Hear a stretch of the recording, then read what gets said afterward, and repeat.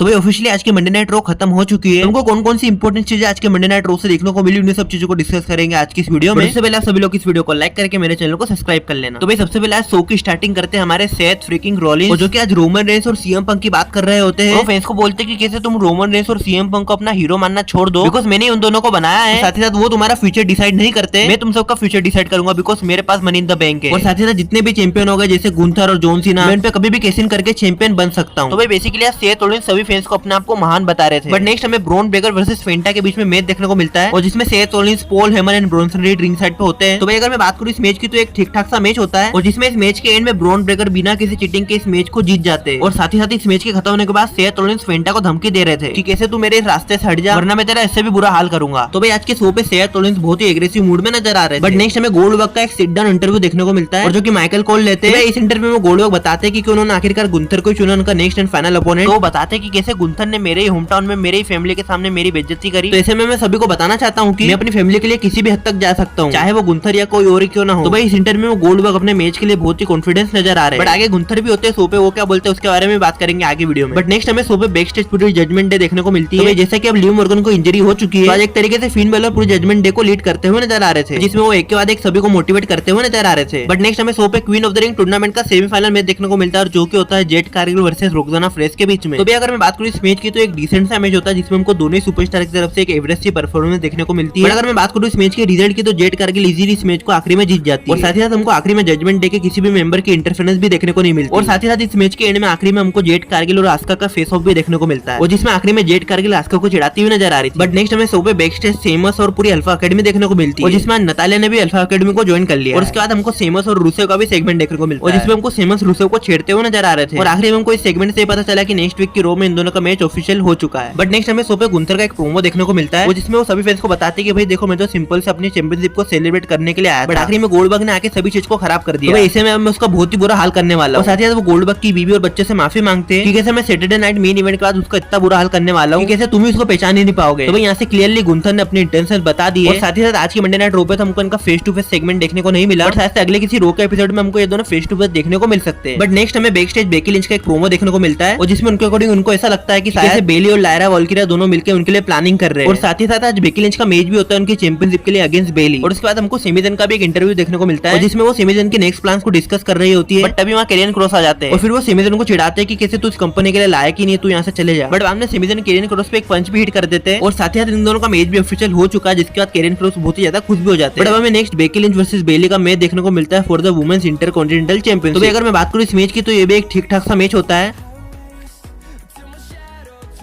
और जिसमें हमको दोनों ही सुपरस्टार की तरफ से एक डिसेंट सी परफॉर्मेंस देखने को मिल रही थी। बट अगर मैं बात करूँ इस मैच के एंडिंग की कुछ सीन्स की, तो जैसे बेली टॉप फ्लोर पर चढ़ जाती है, तभी वहाँ पे अचानक से लायरा वॉल्किरिया आके बेकी लिंच पर अटैक कर देती है, और जिसकी वजह से मैच डिस्क्वालिफिकेशन की वजह से एंड हो जाता है। तो भाई शायद से हमको आगे इन दोनों के बीच एक ट्रिपल थ्रेड मैच भी देखने को मिल सकता है for the women's intercontinental championship. But भाई आखिरी में तो बेकी लिंच बहुत ही खुश हो जाती है। बट नेक्स्ट हमें बैक स्टेज चैट गेवल और फेंटा देखने को मिलते हैं, जिसमें चैट गेवल फेंटा को चिल्ला रहे होते हैं कि भाई तू एक सड़ा सा मैच भी हार गया, और जिसको सुनने के बाद फेंटा को बहुत ही गुस्सा जाता है, और वो आखिरी में उल्टा चैट गेवल पर ही अटैक कर देते हैं। तो भाई यहाँ से शायद से हमको आगे इन दोनों के बीच भी एक मैच देखने को मिल सकता है। बट नेक्स्ट हमें शो पे रकेल रोड्रिगेज का एक छोटा सा प्रोमो देखने को मिलता है, जिसमें वो रिया रिप्ली को चैलेंज कर देती है, और जिसके बाद रिया रिप्ली का भी थीम सॉन्ग प्ले होता है, और वो भी रिंग में आ जाती है। और फिर उसके बाद हमको इन दोनों के बीच में एक ब्रॉल देखने को मिल जाती है, और जिसमें बुरी तरीके से एक दूसरे पर अटैक करती हुई नजर आ रही थी। और आखिर में रकेल रोड्रिगेज टेबल भी ले आती है रिंग में, but Riya replay Raquel Rodriguez को ज्यादा डोमिनेट करती हुई नजर आ रही थी, और वो रकेल रोड्रिगेज को ज्यादा मारती, बट उससे पहले ही पीछे से रोक्साना फ्रेश पीछे से आके रिया रिप्ली पे लटक जाती है, और फिर ये दोनों मिलकर रिया रिप्ली पे अटैक करने लग जाते हैं, और आखिर में रिया रिप्ली को टेबल पे भी पटक देते हैं। तो भाई अब यहाँ से शायद से हमको रकेल रोड्रिगेज और रोक्साना फ्रेश दोनों एक साथ काम करते हुए नजर आ सकती है। बट नेक्स्ट अब हमें शो का मेन इवेंट देखने को मिलता है, और जो कि होता है king of the ring tournament का semifinal match the American nightmare Cody Rhodes versus the main event Jey Uso के बीच में। यहाँ से अब जो भी इस मैच को जीतेगा वो डायरेक्ट रेंडी ऑर्टन को फेस करेगा king of the ring tournament के फाइनल में। तो भाई अगर मैं बात करूँ इस मैच की तो ये थोड़ा एक अच्छा मैच होता है पूरे शो पे, और जिसमें हमको दोनों ही सुपरस्टार की तरफ से एक अच्छी परफॉर्मेंस देखने को मिल रही थी। और साथ ही साथ इस मैच के बीच में कैसा मूवमेंट भी आया था, जब देख के ऐसा भी लग रहा था कि शायद से जे उसो भी इस मैच को जीत सकते हैं, जब वो कोडी रोड्स को उनका फिनिशिंग मूव क्रॉस रोड्स लगा देते हैं। और उसके बाद हमको जे उसो की तरफ से एक स्पेयर भी देखने को मिलता है, और उसके बाद जैसे ही जे उसो टॉप फ्लोर पे जाके इस प्लेस की तैयारी कर ही रहे होते हैं, बट तभी एकदम से कोडी रोड टॉप फ्लोर पे चढ़ के उल्टा जेउसो को ही कोडी कटर लगा देते हैं। उसके बाद फाइनल क्रॉस रोड, और इस तरीके से कोडी रोड इस मैच को जीत चुके हैं। बट बाद में मैच खत्म होने के बाद वो एक दूसरे को हक भी करते हैं। अब हमको the American nightmare Cody Rhodes versus the viper Randy Orton के बीच में मैच देखने को मिलेगा। साथ साथ ये भी ऑलमोस्ट कंफर्म है कि शायद से हमको कोडी रोड से बनते हुए नजर आएंगे किंग। बट क्या आपको भी ऐसा लगता है? नीचे कमेंट सेक्शन में जरूर बताना। और साथ ही साथ आज आपको पूरा मंडे नाइट रॉ का एपिसोड कैसे लगा वो भी नीचे कमेंट सेक्शन में जरूर बताना। तो ठीक है, आज की इस वीडियो को इतने रखते हैं, तो मिलते हैं नेक्स्ट वीडियो में किसी और इंटरेस्टिंग टॉपिक के साथ। बट उससे पहले आप सभी लोग इस वीडियो को लाइक करके मेरे चैनल को सब्सक्राइब कर लेना।